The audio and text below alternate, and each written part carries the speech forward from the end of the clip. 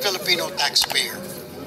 Because what I heard in the privileged speech of our colleague Senator Lacson is nothing short of a national disgrace.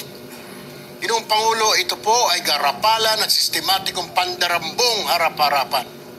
Habang ang mga bata hindi makapasok sa eskwela at mga manggagawa late sa trabaho dahil sa baha ang kalsada, may mga opisyal at kontratista na nagbubunyi sa kanilang mansyon. Bypass the LGU, not as far as permits are concerned, but as far as the redundancy or alignment with their city plans. So more or less, lumilinya sa sinasabi mo. Yes, Mr. President Monte. Alright. Now, one final question, Mr. President, Your Honor. Do you think it's time we put a cap on how many government infrastructure projects a contractor may be awarded? Let's say a maximum of 5 projects, tapos hindi annual. Total, ilang daan yung mga kontratista na yan, napakadami nila. Maraming maliliit, maraming gustong tumulong, nakukupong ng 15. 500 billion, 15. I think it's about time, Mr. President, we study the possibility of having a cap. Will you agree to that, Mr. President? I could not agree, Mr. President, na kasama nito pag na-revisit natin yung RA 4566, the law that created the cap. Baka pwedeng lagyan natin ng cap. Huwag naman yung makopo ng, well, there's always 1,000 ways to skin a cat, so to speak, Mr. President. Magagawa lang ng napakaraming corporations o construction companies, yung isang contractor, di ganun din ang suma total, Mr. President. Pero doon papasok naman yung sinasabi natin sa board na scrutinize nila ang mga members nitong mga kumpanya na ito at kung sino-sino lang. I agree, Mr. President. This is really a very complex problem. Maganda lang, it has come to light because of the son of the President, followed up by his subong sa Pangulo website.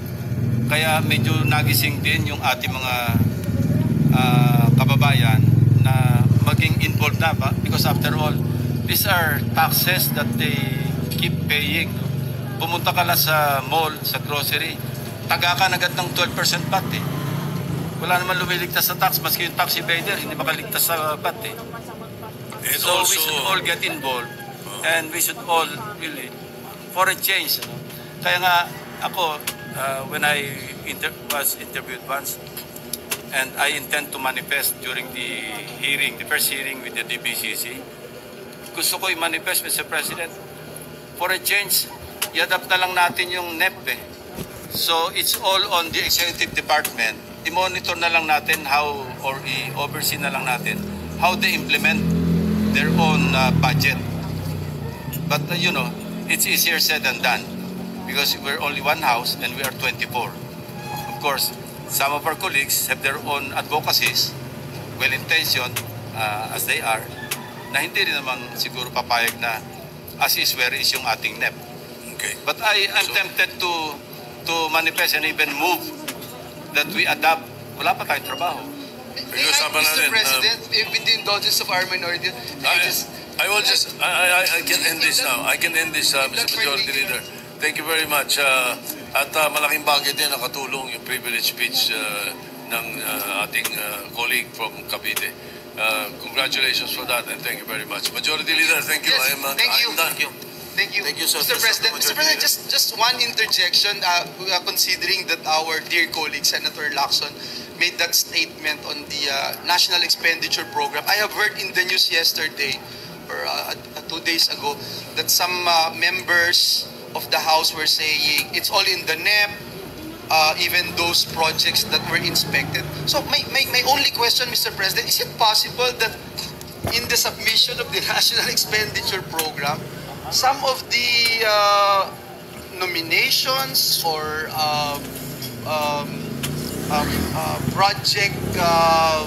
pet projects of legislators will also be part of the NEP, that it's already there, and therefore you cannot say it's just a executive budget and therefore wala na sila, excluded na yung kung sino man yung proponent ng isang proyekto? That's a question that I'd like to, just one question. It is already happening actually, Mr. President. You know, I talked to one official from the DPWH. Nilalako na nila yan eh. Sa NEP pa lang, preparation ng NEP, nag-o-over na sila sa mga legislators o nagpasok na kayo rito. So it takes two to tango. And how do we prevent that, Mr. President? Eh, well, nangyari kay minority leader, distinguished minority leader. He confided to me. Somebody from the DPWH, an undersecretary, called him up or his staff. Nag-o-offer, sabi niya, sabi mo kay Tito Sen, magpasok na siya sa NEP.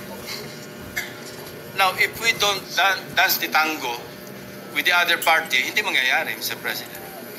Thank you, Mr. President. Mr. President, next to interpellate is the gentleman from Palawan, Senator Erwin Tulfo. I move that you recognize, Mr. President. The gentleman from Palawan, Senator Erwin Tulfo, is recognized.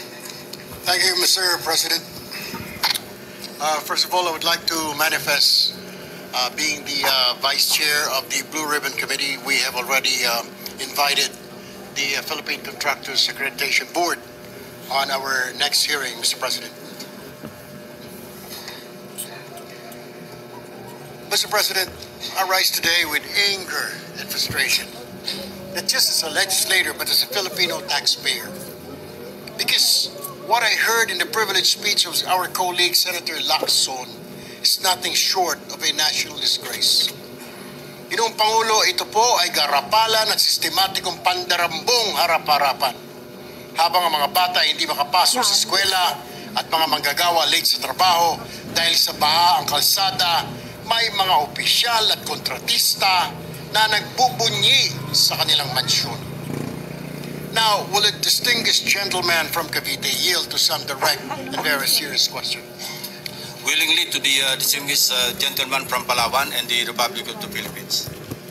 Ang una ko pong katanungan, Mr. President, ang pag-i-insert po ba sa NEP o ika nga sa BICAM, kaya bang gawin ito ng isang ordinaryong mambabatas o kinakailangan niyang ika nga maging opisyal o mataas may kataasang katungkulan bilang mambabatas, Mr. President? Every legislator, Mr. President, is entitled to introduce amendments. Hindi natin mapipigil because all of us, ako mismo, nag-amend po ako, nagsasabit ako ng amendments. When we had this discussion, I had this discussion with the chairman of the Finance Committee. And right away, he understood where he was coming from when he was reluctant during my interpellation to accept my supposed amendments na i-identify natin yung mga proponents ng mga amendments.